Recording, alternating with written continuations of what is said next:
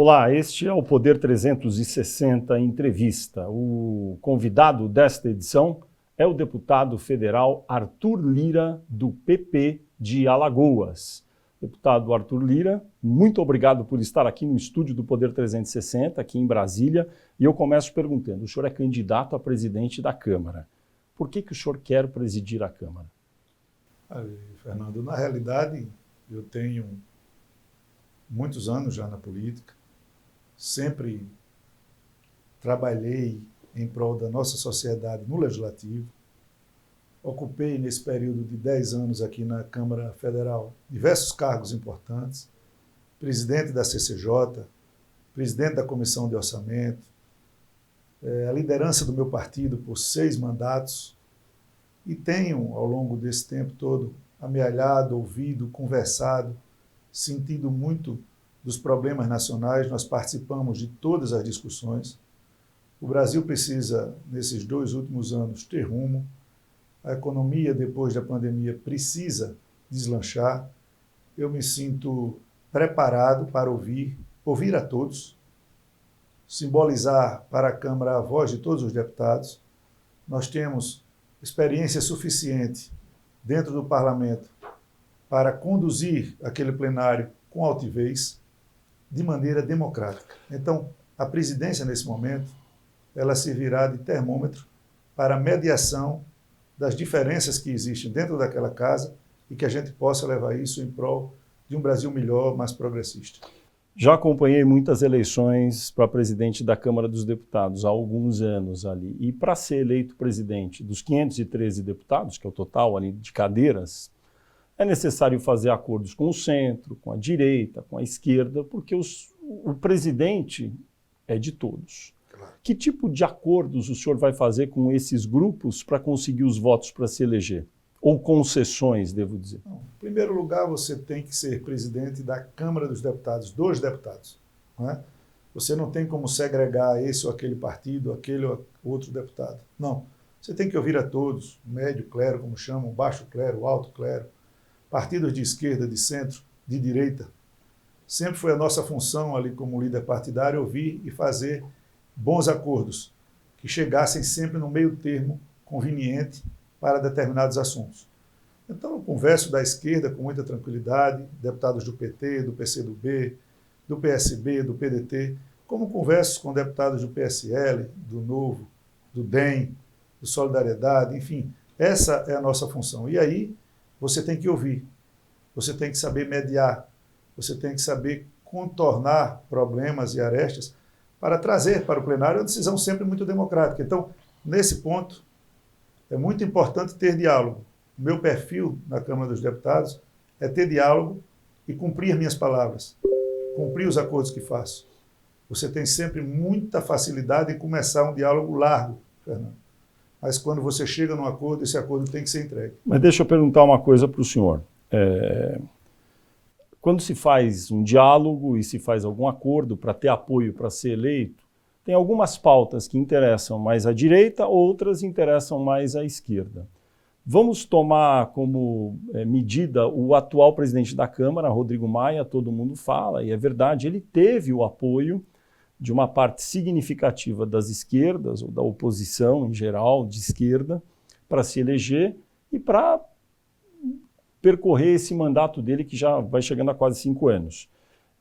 O ministro Paulo Guedes, da Economia, já falou em público, inclusive, que o presidente Rodrigo Maia, às vezes, barrou algumas pautas de interesse da equipe econômica, porque não podia se indispor com os partidos de esquerda. Por exemplo, segundo Paulo Guedes, Rodrigo Maia nega, é bom dizer isso, mas Paulo Guedes diz que ele barrou, por exemplo, a independência do Banco Central não andou na Câmara, apesar de já ter sido aprovada no Senado, a privatização de algumas empresas.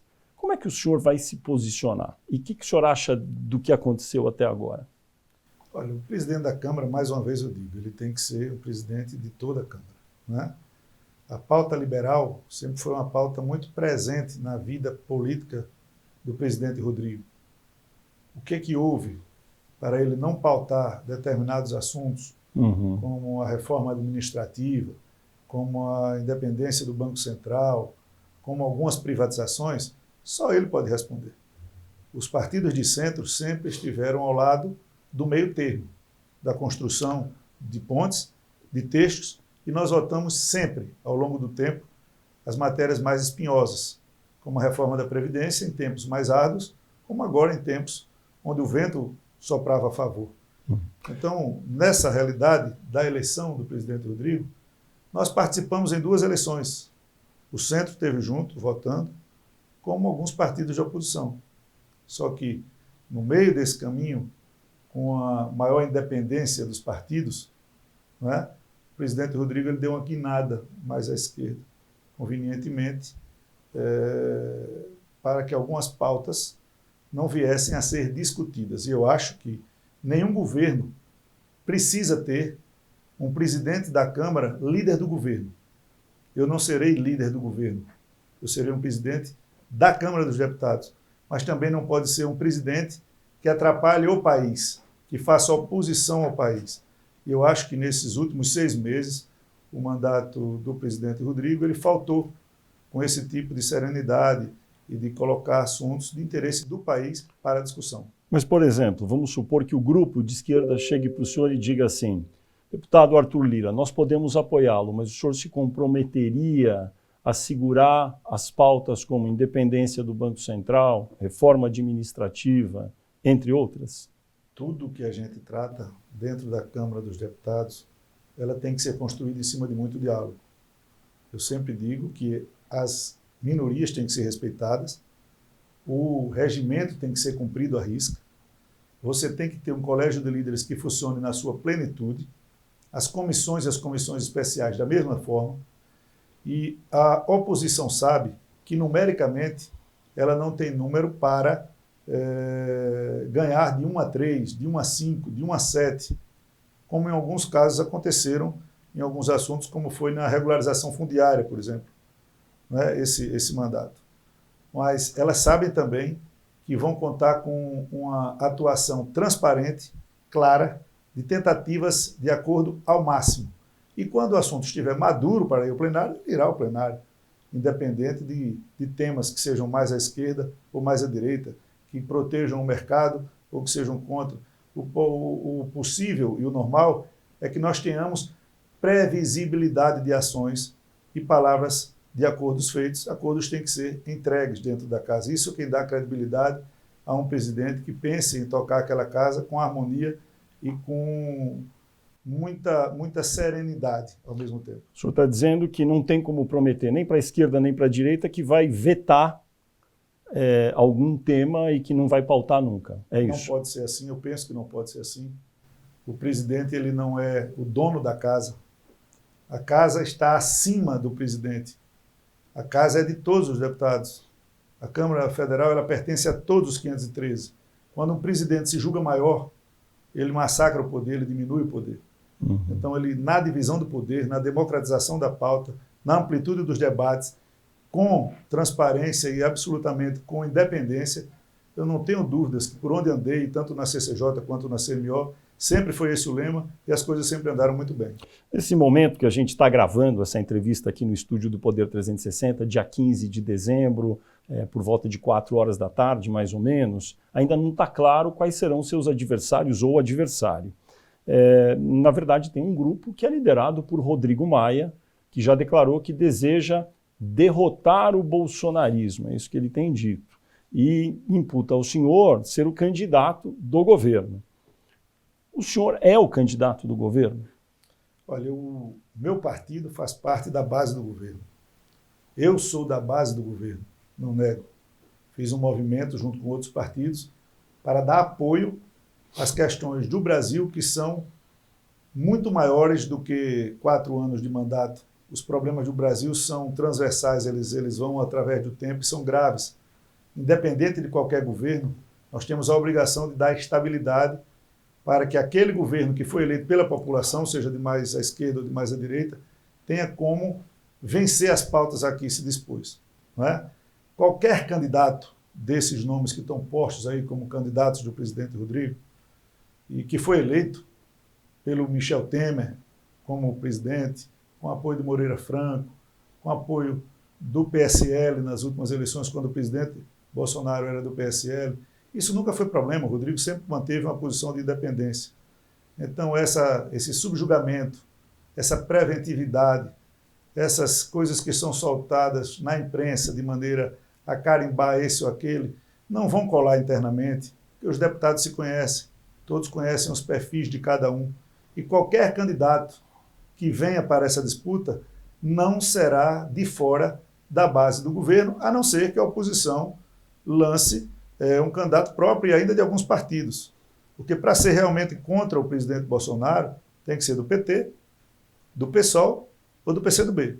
Porque mesmo no PDT e no PSB, alguns deputados votaram com o governo e votam com o governo e estão cumprindo suspensão por isso. Então o resto, qualquer um outro, seja do MDB, do Democratas, do PRB, todos são base de governo ou não são. Eu gostaria de colocar aqui um vídeo que fosse de um eventual adversário seu, mas como ele ainda não é conhecido, eu mandei levantar como o senhor, deputado Arthur Lira, votou no impeachment da presidente Dilma Rousseff e como o presidente da Câmara, Rodrigo Maia, votou. São votos muito curtos, de 30 segundos, que eu gostaria de mostrar aqui para a gente olhar e daí queria ouvir a sua avaliação alguns anos depois, né? Foi em 2016. Vamos passar então aqui, primeiro, o voto do deputado Arthur Lira.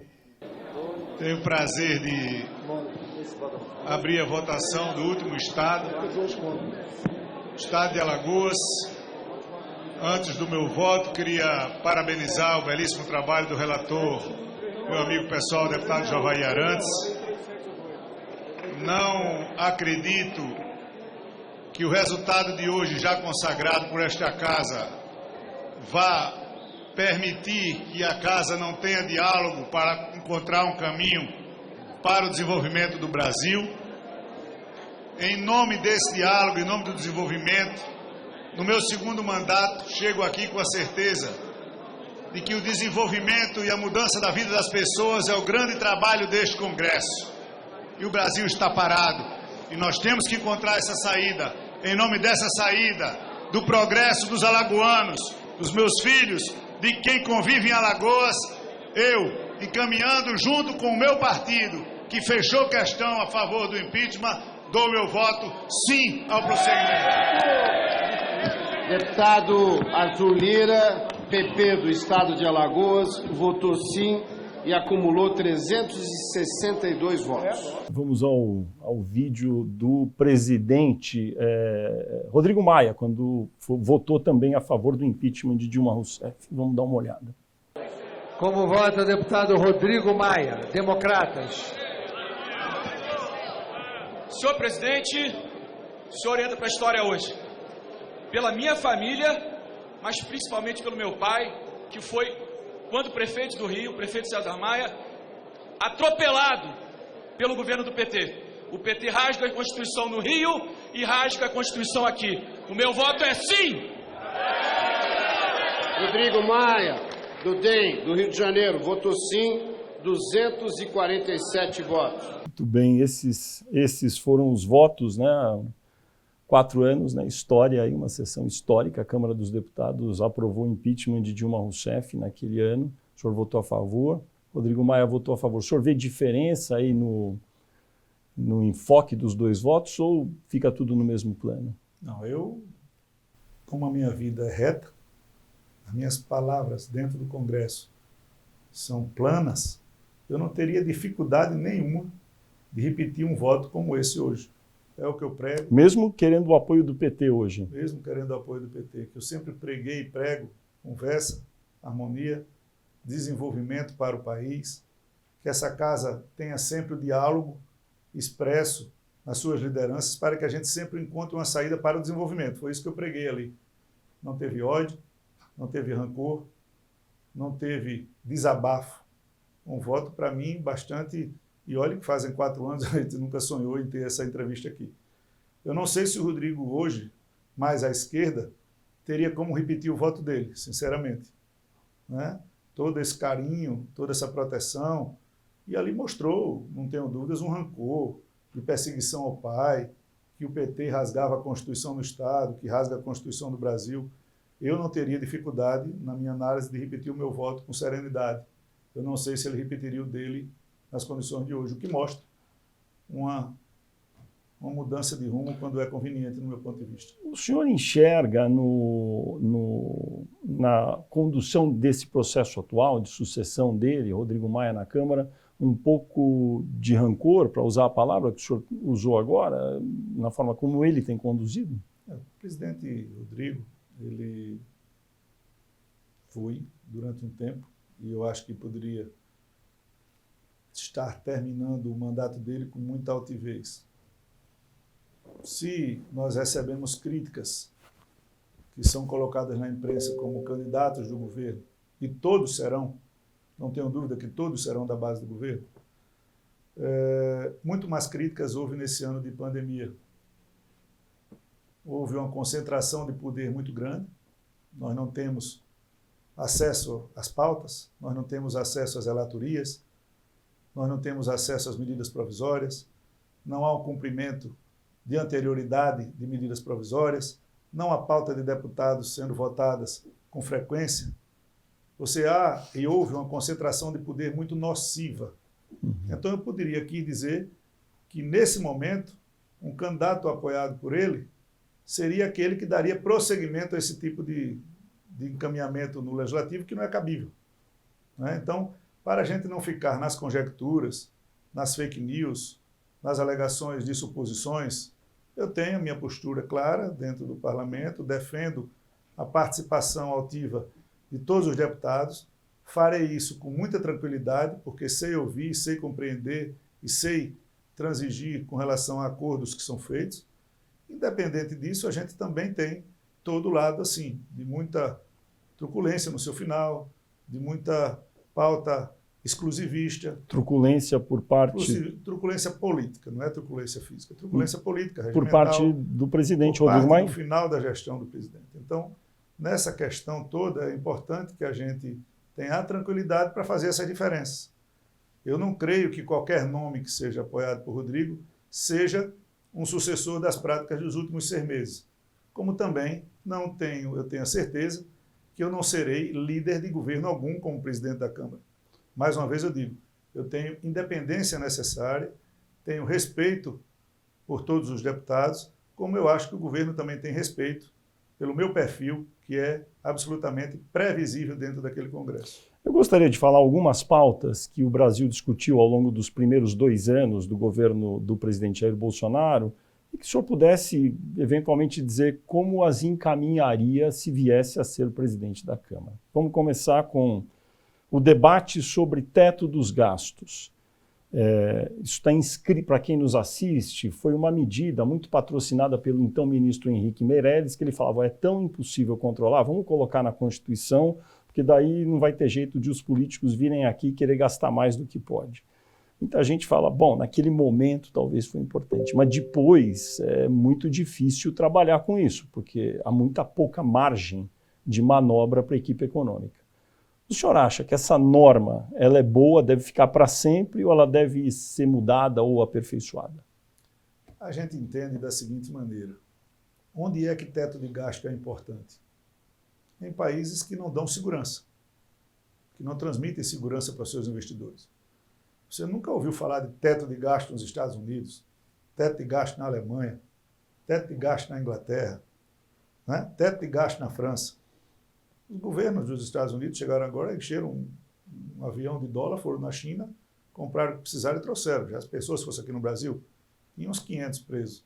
Então, essa fragilidade nos faz criar esses mecanismos para dar sinais exteriores de segurança para captar investimentos, no meu ponto de vista.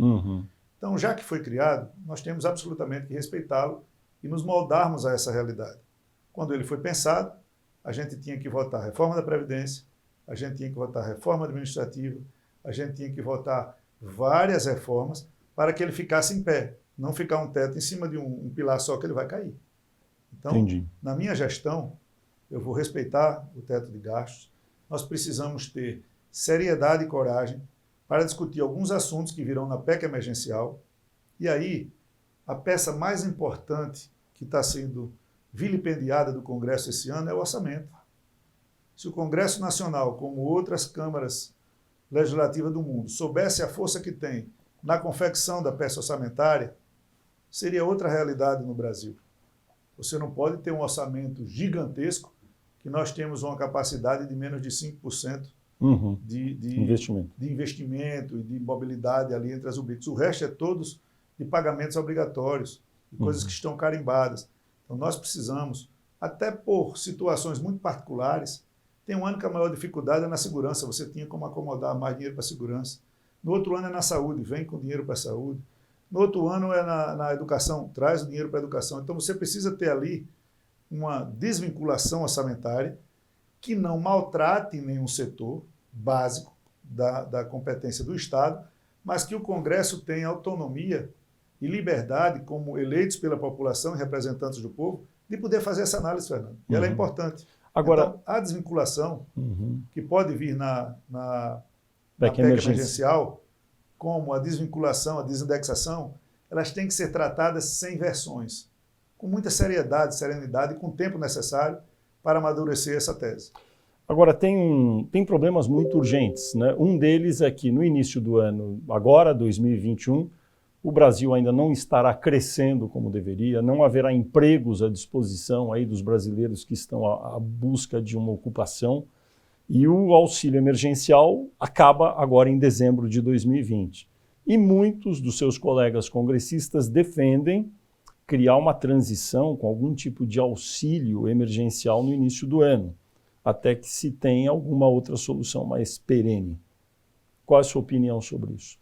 Eu tenho a impressão, e defendi durante muito tempo, que nós que olhamos para todos os setores esse ano, para o comércio, para o varejo, para as indústrias, para os pequenos produtores, para os estados, para os municípios, nós também olhamos para a camada mais sensível, mais humilde da população, que são aqueles que estão absolutamente fora de todo o vínculo empregatício, estão fora de todo o sistema, até de cadastro. E aí veio o auxílio emergencial, que foi essencial para a manutenção da economia e para o acalento daqueles que não tinham como ficar dentro de casa fazendo quarentena. Defendi durante o tempo todo que nós tratássemos com muita seriedade a criação do programa. O governo fez um tempo full de 600, depois fez uma acomodação de 300, e eu não sei se uma saída excepcional vai resolver o problema. Nós tivemos tempo esses últimos meses, e se esse assunto fosse encarado de maneira isenta, que não se preocupassem com projetos de poder para 22, com projetos de poder pessoal, essas camadas mais humildes da população teriam tido já um tratamento de indicativo de solução para elas. Porque nós não vamos ter mobilização, não. Nós vamos ter convulsão. Mas então como fazer? Tem que se fazer, não é? Já tinha que ser discutido uma alternativa para isso. Já tinha que se ter apressado a discussão da folga orçamentária, porque o problema não é o recurso, o problema é o orçamento, daí o teto.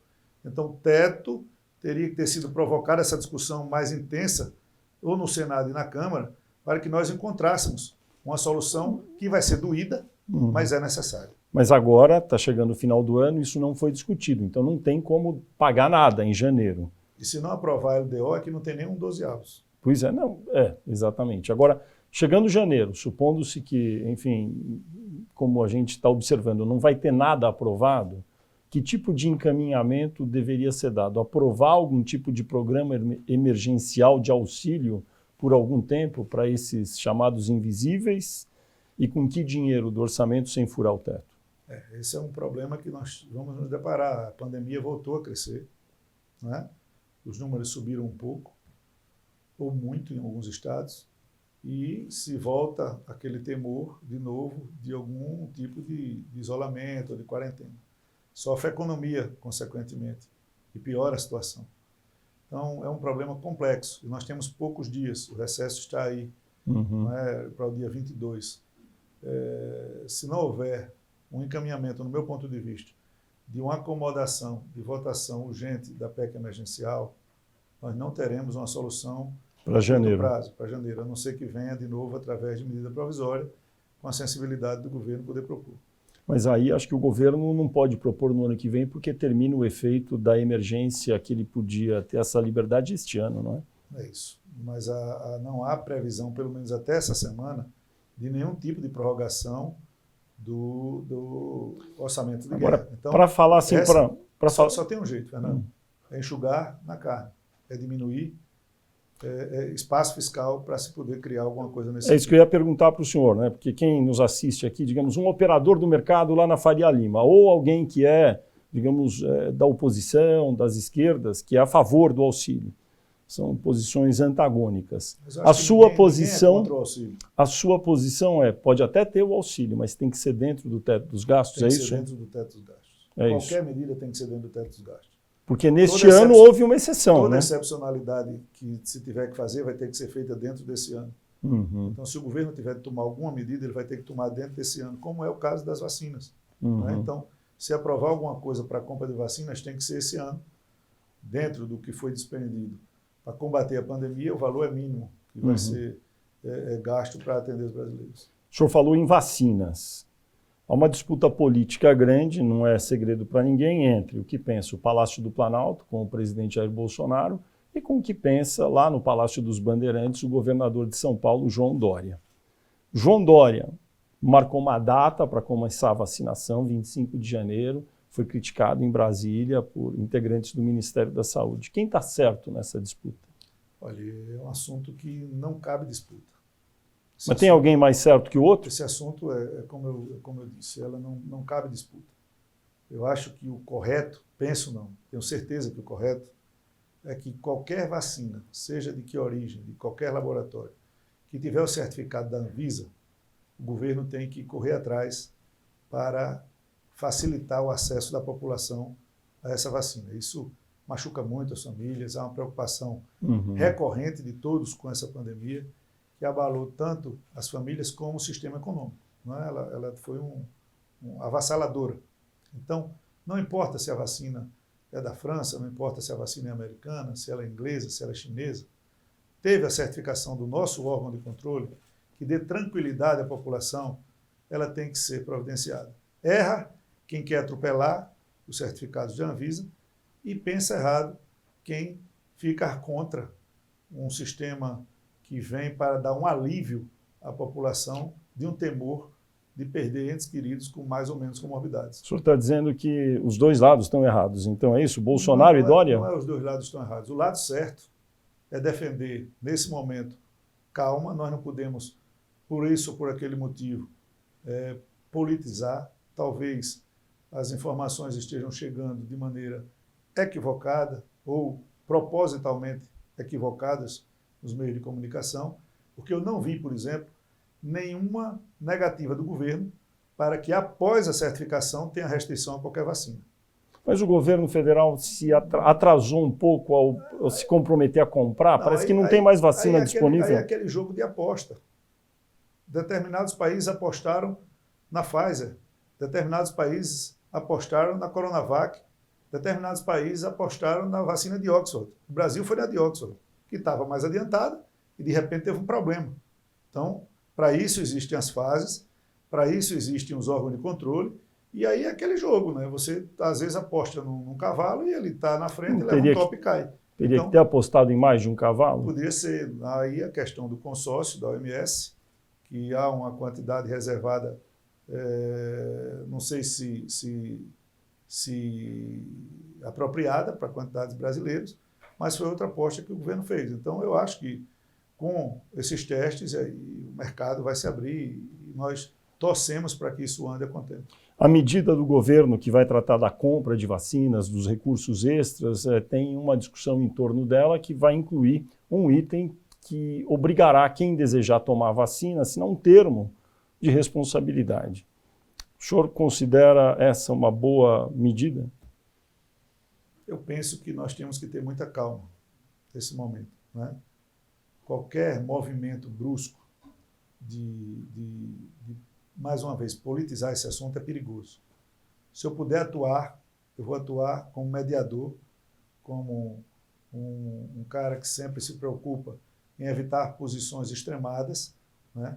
É lógico que o governo vive assombrado sempre com possibilidades de impeachment, de crime de responsabilidade, e como há citação de casos de choque anafilático, e algumas pessoas com restrição, dizem que quem tem alergia, quem está grávida, quem está amamentando, Então, pode ter sido um cuidado excessivo dessa situação que chegou a se movimentar no dia de hoje, mas se eu puder participar disso, é pedir cautela para que a gente deixe o cidadão à vontade. Todas as vacinas, elas são à vontade e as campanhas têm que ser educativas e propositivas. Eu não vejo quem, no momento de pandemia, com as certificações dos órgãos de controle, para isso funciona a Anvisa, vá se negar a tomar a vacina se puder tomar. O senhor é a favor de que a vacina seja facultativa ou obrigatória? Não tem nenhuma vacina obrigatória, né? Eu não vejo. Nós temos campanhas belíssimas de conscientização. Então, isso vai do arbítrio de cada cidadão. Tem gente que vai preferir tomar, tem gente que vai ter medo de tomar. Nós só precisamos ter a tranquilidade que é segura. E estou entendendo que o senhor disse que, enfim, gostaria de mediar uma posição ponderada, que talvez entenda que esse termo de responsabilidade seja talvez excessivo no momento. Ele é cuidadoso. Ele Como assim? Talvez seja mal interpretado. O governo está se cercando de cuidados para eventuais problemas, o que pode ser, não tenho dúvida. Isso não vai assustar as pessoas? Será mal interpretado. Então. Por isso que eu estou afirmando que o que eu ouvi é que, e eu acredito, é que qualquer vacina certificada, com os cuidados da ciência, ouvindo as pessoas que trabalham com isenção, que não tenham interesse político no tema, que não queiram fazer da vacina cavalo de batalha para 22, né, que nós já estamos na agenda de 22. Então, como o nosso partido, por exemplo, não tem projeto para 22, majoritário, eu tenho certeza de que poderei funcionar nisso com muita tranquilidade para achar aí um meio termo. O senhor, então, enfim, vai recomendar cautela, mas não tem ainda uma posição definida, então, sobre esse tal termo aí, se é realmente necessário ou não nesse momento. Tudo que se tratou hoje é de especulação que viria numa medida provisória. Isso. Né? Então, isso não foi discutido. Quando chegar o momento de discutir, nós vamos nos posicionar. Eu acho que é cuidado excessivo pelas situações como são postas, mas ratifico, Fernando, ratifico. Não tenho ouvido outra questão senão vacinas certificadas serão compradas.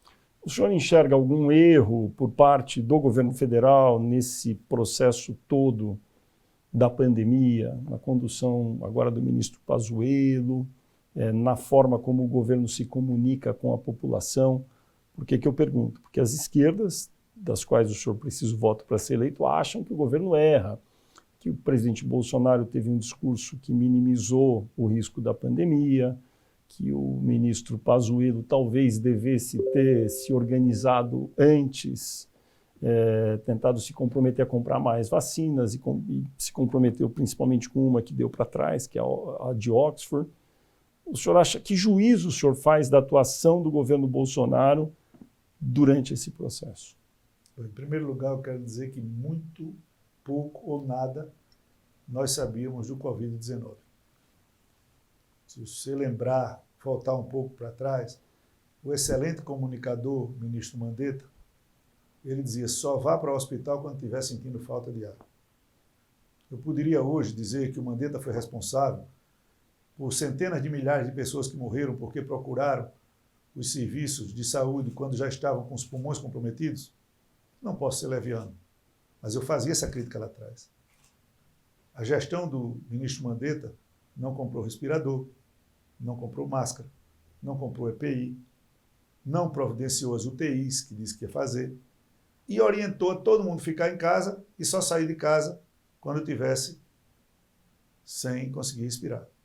Então, por tudo isso, não é fácil você tratar uma pandemia que afeta diretamente a economia, e essa foi a preocupação do governo. São duas vertentes que andam juntas e que naquele momento eram vidas que eram importantes e são prioridade, em detrimento daquelas pessoas que não poderiam fazer, Fernando, nenhum tipo de quarentena.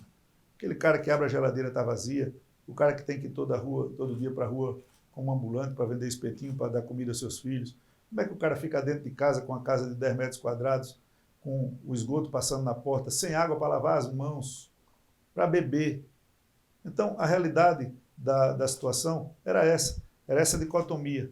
E por toda essa situação do aprendizado com o vírus, hoje nós temos protocolos que, mesmo com contágio aumentam as mortes, mas não naquela escalada que acontecia anteriormente. Então, você já começa a tratar a doença com muito mais espécie. Então, você não pode condenar um lado, nem condenar o outro, quando todos estavam aprendendo e todos estavam tratando, eu acredito que todos com a melhor das boas intenções. Voltando aqui a alguns temas que certamente vão ser pauta ou discussão na Câmara no ano que vem. Imposto sindical para entidades de trabalhadores deve voltar ou está bom do jeito que está? Isso aí foi mais uma... Eu queria aproveitar aqui o seu espaço para esclarecer. Eu tenho sido vítima de muitas fake news, muitas matérias maldosas. Tem jornalistas que nem me ouvem, nem colocam aspas e colocam palavras na minha boca. Eu nunca falei em retorno do imposto sindical. Eu nunca tratei desse assunto com ninguém. O que tem na Câmara rodando é uma PEC para mudar completamente o quadro da relação sindical no Brasil. Acabar com essa unicidade, acabar com isso de autoria relatoria ou autoria do deputado Marcelo Ramos, deputado muito competente. E esse assunto foi aprovado ali, ou estava em dias de ser aprovado na CCJ, e quando vier a plenário, vai ser discutido como tem que ser. Não há nenhuma retórica de voltar ao imposto sindical. O senhor, pessoalmente, acha que o imposto como era antes era bom ou ruim? Não, isso aí não é um assunto que nunca me apeteceu. Eu nunca fui dessa corrente, eu nunca fui ligado a sindicatos, eu nunca tive nenhuma militância nesse sentido. Imposto sindical, para quem nos assiste, é aquele dinheiro que uma vez por ano era um dia do trabalho do trabalhador registrado em carteira que ia para alimentar os sindicatos das categorias correspondentes. Que foi votado agora na gestão do presidente Rodrigo Abolindo. Exato, acabou. Alguns sindicatos sobreviveram, outros não. Isso é da natureza. Nós temos que discutir qualquer assunto, sem preconceito. Mas não houve, não há e não haverá nenhuma conversa em que isso seja tema de bandeira para retornar esse assunto, da minha parte, na Câmara dos Deputados. Escola sem partido. Muita gente querendo fazer projeto de lei, emenda constitucional sobre isso, para eliminar qualquer tipo de discurso político dentro de escolas, chamado escola sem partido. Qual é a sua opinião? Minha opinião é que o Brasil é um país, além de laico, muito diversificado do ponto de vista das opiniões, né? É lógico que o ambiente de escolas ele tem que ser preservado para não refletir uma dicotomia do que pensa os pais em casa. Cada um pensa diferente do outro, cada um tem a sua educação, cada um tem o seu pensamento. E a escola, para mim, ela sempre funcionou como um aprimoramento de aprendizado, não uma terceirização de valores. Então, eu não defendo uma ingerência forte do sistema, nem para um lado, nem para o outro. Ele tem que ser específico do aprendizado, das pautas, que inclusive precisam ser modificadas. Mas tem que ter uma lei para isso? Eu vejo porque elas podem funcionar bem. Agora, o que tem que ter é uma responsabilidade por parte das escolas, com o setor de pedagogia e de profissionais competentes para evitar eventuais distorções e desvios de finalidade. Liberalização do aborto. O país vizinho, a Argentina, no Congresso, acabou de aprovar uma regra que faculta a mulher decidir se pratica ou não o aborto quando achar que deve. No Brasil, essa é uma pauta historicamente defendida pelas esquerdas, ou parte das esquerdas. O senhor acha que há espaço para isso entrar na pauta no ano que vem no Congresso, na Câmara? Qualquer assunto, na minha opinião, para começar a andar na Câmara dos Deputados, ela precisa vir com movimento de rua. Ela precisa estar amadurecida na população.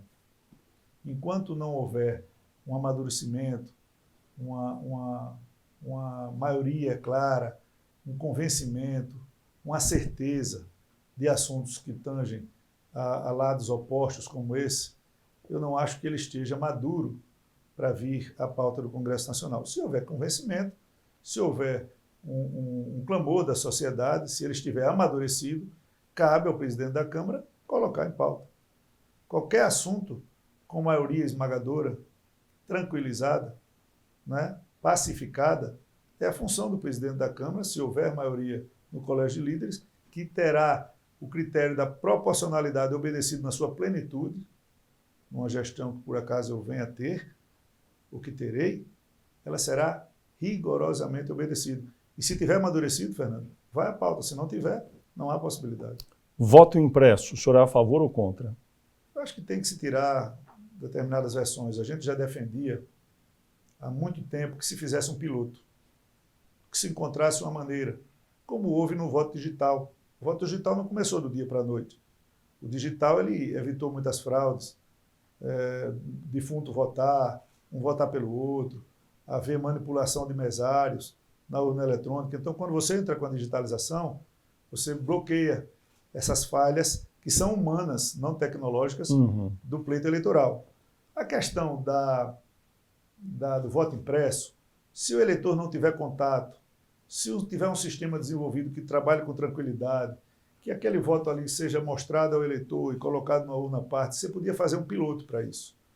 A Justiça Eleitoral ela tem um orçamento gigantesco anual, principalmente em anos eleitorais, que permitiria escolher um pequeno estado, uma cidade média, né, para fazer um piloto e tirar essa versão, que o que atrapalha o Brasil são as versões. Ah, tem fraude. Ah, eu votei. Eu tive 2.000 votos, só apareceram 200, levaram a minha eleição. Então, isso precisa acabar. Nós temos um sistema mais atualizado do que o dos Estados Unidos, por exemplo. E lá uma democracia forte, tiveram conjecturas. Aqui, sempre haverá. Isso seria mais uma maneira de certificar de que o voto eletrônico é correto, não teria nenhum tipo de prejuízo você tirar uma dúvida como essa. Então, o senhor defenderia, se o debate retornar sobre voto impresso, fazer um piloto. Que se escolhesse uma pequena região, cidade, um estado pequeno, para testar. O Sergipe, o Alagoas. E era fácil de a justiça cobrir e barato pelo tamanho e volume de eleitores, né? Mas isso é de uma maneira assim muito clara de se evitar o que eu mais me incomodo na política, são as versões que são produzidas. Mais liberdade para porte de armas. Não, nós já aprovamos no Congresso algumas leis no ano passado que deram uma amplitude de calibre ou de defesa pessoal do cidadão ou da questão dos CACs, né? Mas há quem defenda ampliar um pouco. Há quem defenda ampliar, há quem defenda restringir, há quem defenda tudo lá dentro. Então, esse assunto, como outro qualquer, voltará ao plenário com tranquilidade, se tiver amadurecido e se tiver maioria.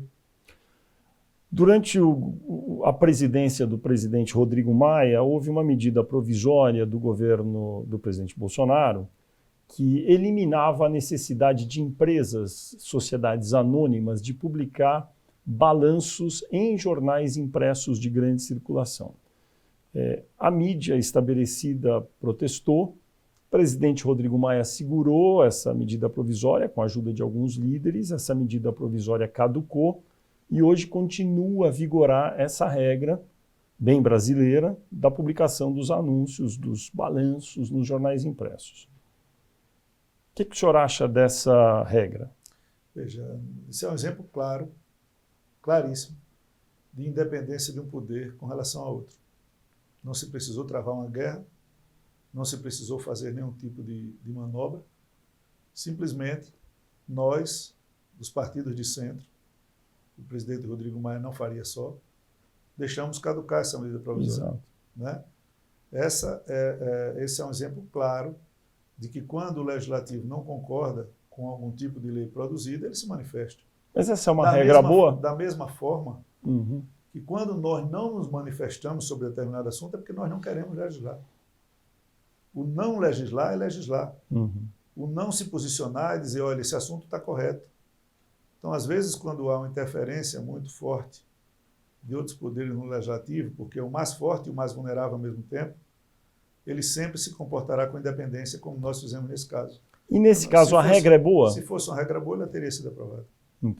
Porque é uma particularidade bem brasileira, né? Essa exigência para as empresas que tem um custo alto, não é? O senhor acha que... Essa necessidade, ela varia muito de onde você publica.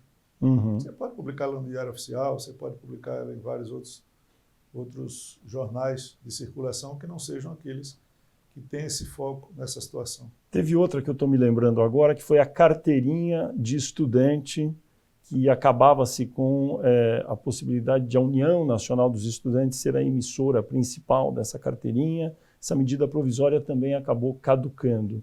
Nesse caso, o senhor tem alguma posição a respeito? Acho que isso é uma gestão muito particular de uma entidade, não pode ter fins lucrativos para isso, mas é a mesma coisa do exame de ordem da OAB.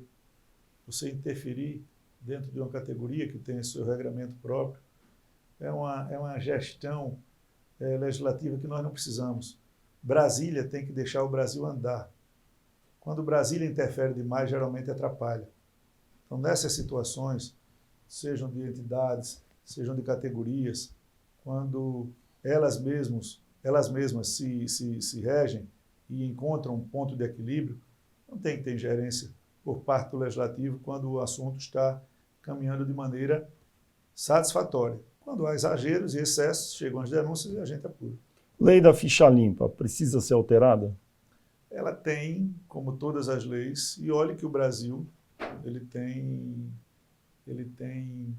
excelentes leis. O problema nosso, muitas vezes, ele está na interpretação das leis. Nós votamos, por exemplo, o abuso de autoridade, e nós tivemos que fazer um ajuste há pouco tempo, Fernando. Nós tivemos que fazer um ajuste há pouco tempo, porque quando você denunciava um promotor, por exemplo, por abuso de autoridade, ele automaticamente seguia, que é outro promotor, o procurador que abre ação, para um órgão administrativo. Nós sabemos muito como é que se tratam as decisões administrativas no CNMP ou órgão de controle do Ministério Público. Dificilmente você vê alguém penalizado. Se esse processo fosse arquivado administrativamente, você que denunciou é quem respondia por denunciação caluniosa. Imagine. Então, essas falhas pontuais, elas acontecerão por interpretação. Daí, quando a gente colocou a hermenêutica, que foi retirado, os magistrados, os promotores disseram que ali haveria um cesseamento de profissão. Então, toda lei, ela nasce de uma vontade do legislador de acertar. A interpretação que é dada a ela, muitas vezes, extrapola. A lei da ficha limpa, e toda lei, ela vale do momento que ela é publicada para frente. Na ficha limpa, houve um caso muito particular dela retroagir para prejudicar. Então, são coisas que, com muita tranquilidade, com muita clareza, a gente teria que discutir sobre qualquer lei, não essa. Não houve também essa tese de negociar a ficha limpa, isso é outro fake que colocaram sobre as minhas costas. Eu tenho que estar todo dia negando essas alegações de muitas pessoas que querem o tempo todo estar plantando fake news. Lógico, e logo o Congresso, que o presidente sofreu tanto com ataques digitais e com fake news, e o Congresso que se preza a fazer uma legislação para isso, não pode permitir que internamente haja esse tipo de prática numa campanha de uma cadeira tão honrosa quanto a de presidente da Câmara. O senhor, então, está dizendo que alterar ou aperfeiçoar a lei da ficha limpa não é uma prioridade de um eventual mandato seu como presidente da Câmara? Não é uma prioridade. Qualquer lei que tiver demanda por parte dos parlamentares de aprimoramento será com muita transparência debatido no plenário daquela casa e nas suas comissões. O Supremo Tribunal Federal acaba de decidir recentemente, agora em dezembro, que não é possível que presidentes da Câmara e do Senado se candidatem a mais um mandato dentro da mesma legislatura, que é o espaço entre duas eleições, de 4 anos. Nesse caso, o que eu ouvi de ministros do Supremo foi que, durante o mandato de Rodrigo Maia, ele exerceu um papel de moderador durante os 2 primeiros anos do governo de Jair Bolsonaro, e que, com isso, ele acabava ajudando aquele sistema de freios e contrapesos dentro, enfim, do sistema dos 3 poderes, com independência, e isso foi muito importante para o Brasil durante os primeiros 2 anos do mandato de Jair Bolsonaro. No seu caso, o senhor acha que exerceria, se for eleito, esse papel de independência também, se houvesse ataques por parte do Poder Executivo ao Poder Legislativo? Olha, em primeiro lugar, eu quero enaltecer aqui a decisão do Supremo. O Congresso Nacional tinha certeza da interpretação literal do seu artigo 57, parágrafo 4º.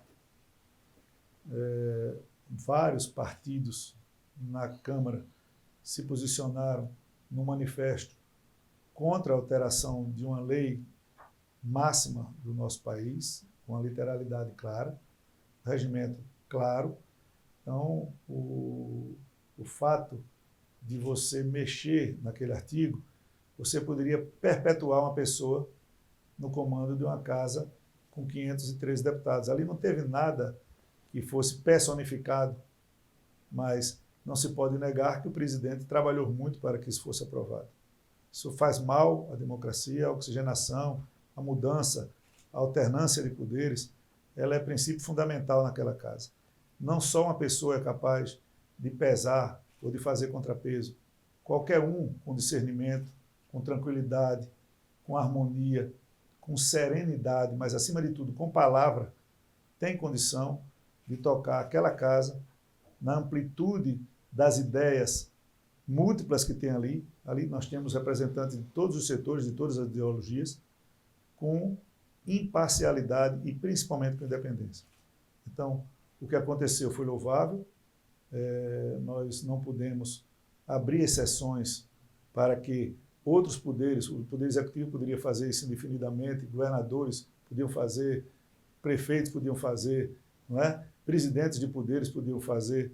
Então, essa trava é justamente para dar equilíbrio, feita e pensada pelos legisladores originais, para que houvesse sempre oxigenação e mudança, né, de poder. Então, qualquer um que sente naquela cadeira terá a obrigação, como presidente de um poder, de trabalhar pela altivez e independência daquele poder harmônico com os outros. É interessante que você sempre construa pontes também. Você não se isole para dizer que é independente, isolado, dificultando o andamento das coisas que interessam ao Brasil. Deputado Arthur Lira, os seus adversários, volta e meia, dão depoimentos, declarações para a mídia, falando que o senhor enfrenta 2 processos como réu no Supremo Tribunal Federal e que isso fragiliza a sua posição como candidato de um dos poderes. Como o senhor responde a essas críticas e como o senhor não ficaria, vamos dizer, fragilizado ou refém do Poder Judiciário por estar sendo processado? Encaro isso com absoluta normalidade. Eu sou um homem público de 30 anos de mandato. Eu tenho adversários no meu estado muito poderosos. Eu sempre fui um homem de posições claras, de botar minha cara para o vento. E paguei por isso. Nós tivemos aí um procurador que ameaçou matar um ministro supremo, que usou toda a parcialidade possível para fazer a promoção e autopromoção do seu poder naquele momento. O senhor está falando do procurador-geral Rodrigo Janot? Janot, né? Não tenha dúvida disso. Fez muito mal ao país quando as práticas que foram reveladas e paulatinamente arquivadas contra mim, através de um delator que era meu inimigo pessoal, de um sistema que nós desmantelamos dentro do nosso partido, né? Então a gente vira alvo. A lei de delação é uma coisa muito fácil no Brasil. Da maneira como ela vem sendo feita, você protege os seus amigos e machuca seus inimigos. E para um homem público, isso é muito doído, é muito constrangedor você ter que se defender. Mas eu fiz com muita tranquilidade e todos os assuntos que foram tratados no Supremo Tribunal Federal foram arquivados por absoluta falta de indício mínimo, de qualquer prova. Só palavra de delator que era inimigo pessoal. Então, eu não tenho dúvida que, com o tempo hábil, o que restou lá de denúncias capengas será arquivado do mesmo jeito. Diferente de outros inquéritos que sequer tiveram andamento, de alguns poucos que foram ali protegidos pelo senhor Janot, que foram protegidos pela doutora Dodge, que estão tendo um tratamento igualitário agora pelo Quem são esses? O tempo vai mostrar. Os meus inquéritos são posteriores e já foram findados, e outros anteriores sequer iniciaram. O senhor contraiu o coronavírus, teve Covid-19. O senhor ficou com medo? Sofreu durante o processo em que enfrentou a doença? Olha, eu tive assim uma surpresa. Eu, desde março, que fazia viagens para o meu estado, meu pai, minha mãe estava comigo, e eu testava toda vez antes de ir, tinha cuidado de passar 2, 3 dias em casa. E lá em março, meu IgG deu positivo e o IgM negativo. Ou seja, era como se eu tivesse tido contato com o vírus e desenvolvido anticorpos. Eu refiz esse exame em junho, ele repetiu o mesmo resultado. Eu fiz esse exame em agosto, ele repetiu o mesmo resultado. Que tipo de exame? Era de sangue ou aquele do dedo? Era o de sangue. O de sangue mesmo. IgM, sorologia tirando sangue. Tirando sangue. E aí, o IgG baixo, né? 1,70, 1,50, 1,60. Mas naquele tempo, como eu disse, nós não conhecemos o vírus. Todo mundo dizia, se for 1 ou 1 milhão, você tem IgG. Você não pega mais. E aí, passou o tempo, nós fomos para as campanhas eleitorais, o cuidado arrefeceu, diminuiu. E eu lá, 15, 20 dias de eleição, estava tossindo e com febre. Fiz tomografia, deu limpo. Quando fiz o teste do PCR do nariz, ele deu positivo. Ele detectou. Eu fiz um segundo, ele detectou. Fiz um terceiro, ele detectou, porque eu não acreditava. E aí, sintomas foram muito brandos. Eu tive só uma congestão nasal, um pouco do paladar para alguns sucos, mas não tive uma dor de cabeça, não tive nenhum tipo de febre, não tive nem tosse muito pouca e pouco comprometimento dos pulmões. Tive um período assim de muita angústia, porque basicamente eu fui liberado na sexta-feira da eleição para voltar para o meu estado. Passei os últimos 15 dias trancados aqui no apartamento em Brasília para manter a família preservada e a população também. Quais foram os medicamentos que o senhor tomou e quem prescreveu? Olha, eu passei uns 8 dias só com Tylenol Sinus e um descongestionante nasal. Quando aumentou um pouco a infecção e o dímero, que eles chamam de dedímero, a médica entrou com um anticoagulante oral e um corticoide nos últimos 5 dias. Né? A resposta foi muito boa. Quem me tratou é uma pessoa que eu tenho assim hoje na mais alta consideração, a trata até como um anjo. Depois disso, já mandei para ela uns 30 pacientes. Tratou do meu pai recentemente, agora que também teve Covid, nos preocupou bastante. Doutora Ludmila Já, né? É uma excelente médica, uma excelente pessoa e tem feito milagres aí, pegou um deputado, por exemplo, o deputado Hildo Rocha, com quase 85% do pulmão comprometido e não entubou. Né? Trouxe ele, está bem, graças a Deus. Muito bem. Quantos votos o senhor tem hoje, 15 de dezembro, para ser eleito presidente da Câmara? Difícil dizer, né? A gente tem pedido bastante, tem tido uma boa receptividade naquilo que eu te digo. Os companheiros conhecem internamente cada perfil, sabem o que é muito marcante. E na Câmara dos Deputados, se eu não tiver muitas qualidades, eu tenho a de ser amigo dos meus amigos e de cumprir acordo. Então, a minha palavra na Câmara dos Deputados vale. Eu nunca fiz um compromisso para não entregar. Se o governo insistir, o senhor for presidente da Câmara, por favor, coloque em votação esse projeto do imposto digital, defendido pelo ministro Paulo Guedes. O senhor colocaria em votação?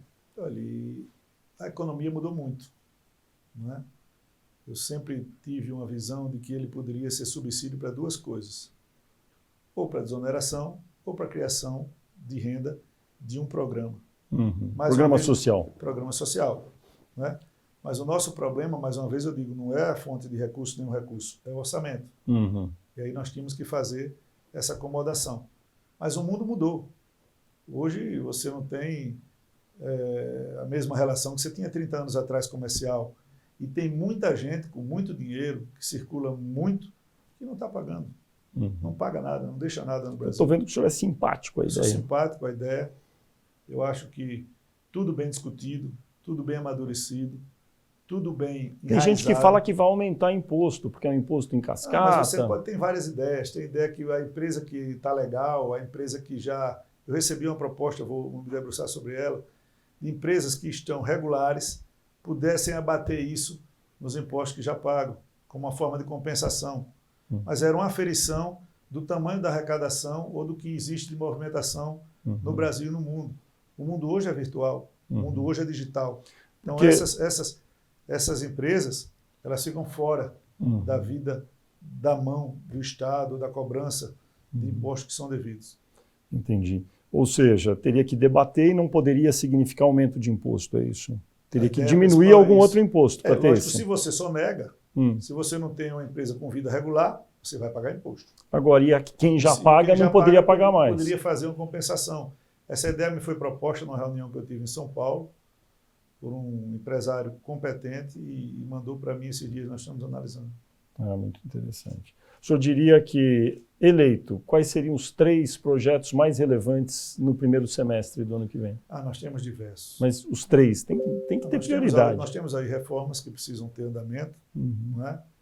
O senhor está falando da PEC emergencial, reforma tributária e administrativa. Se você quiser citar 3, são muito importantes. Emergencial, administrativa e tributária. Você discutir se tiver maioria, se não tiver maioria, como é que faz o texto, como é que é isso. Mas, principalmente, você tem as matérias temáticas das frentes parlamentares que há muito reclamam de não ter suas matérias pautadas. O único foco que a Câmara tem hoje é muito só na área econômica, né? Então, nós temos matérias de educação, nós temos matérias de saúde, nós temos matérias da frente agropecuária, nós temos a pauta da bancada feminina, que não só são pautas femininas, nós temos aí a de cultura, nós temos aí a de segurança. Então, o que eu tenho feito é conversado com essas frentes para que elas me elenquem 2 ou 3 temas de muita importância temática para que a gente priorize ao longo desses 2 anos matérias de muita relevância para o Brasil, defendidas tematicamente por uma quantidade de deputados expressiva. Voltando para a economia, tem o projeto de independência do Banco Central está pronto, aprovado no Senado. Se o senhor for eleito presidente da Câmara, colocaria ele em pauta? É um projeto bastante arrojado. O presidente Roberto Campos goza de muito prestígio, de muita simpatia pelo seu jeito de ser e de proceder no Congresso Nacional, foi aprovado no Senado. E aquilo que eu digo, foi aprovado numa casa, você tem que colocar na outra. Se ele vai ter o resultado ou não, cabe ao presidente pautar. Cabe ao presidente ser imparcial nessas questões. Mas o senhor pautaria? Se tiver o apoio da maioria dos parlamentares no Colégio de Líderes, pautaria. Tá certo. O deputado Arthur Lira, do PP de Alagoas, aí candidato a presidente da Câmara, agradeço a sua presença aqui no estúdio do Poder 360. Muito obrigado por essa entrevista. Obrigado a você, Fernando, e obrigado a todos que vão e que acompanham esse brilhante programa desse excelente jornalista. Muito obrigado.